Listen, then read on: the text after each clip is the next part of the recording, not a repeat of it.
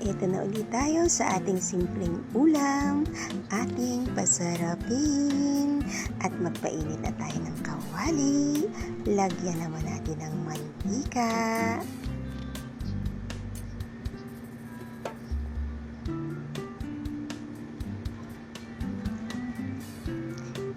Ayan, sinunod na natin ang ating bawang at i-brown lang natin ng konti. At isunod naman natin isa ang ating sibuyas. Ayan. Halu-haluin hanggang maluto din ang sibuyas at ilagay naman natin ang ating giniling.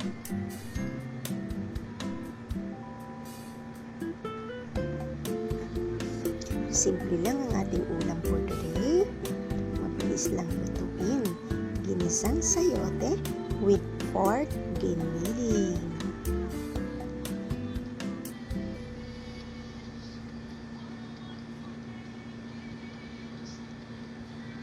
Ayan, halu-haluin natin hanggang pantay na yung pagkakaluto niya. Tapos takpan natin, iwan natin ang saglit at ngayon naman, lagyan na natin ang ating mga panimpla. Halu-haluin at isusunod naman natin ang ating sayote.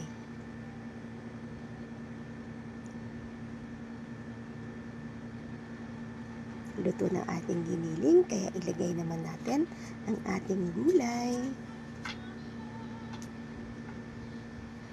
Halu-haluin din natin para magpantay din ang luto ng ating gulay.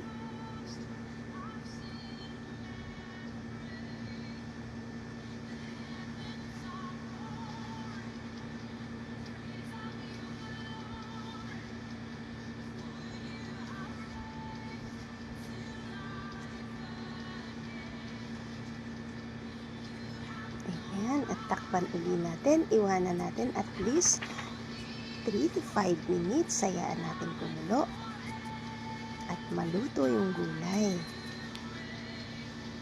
So, ayan.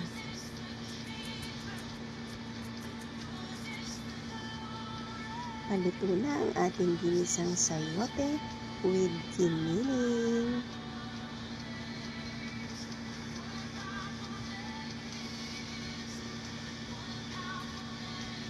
Ayan.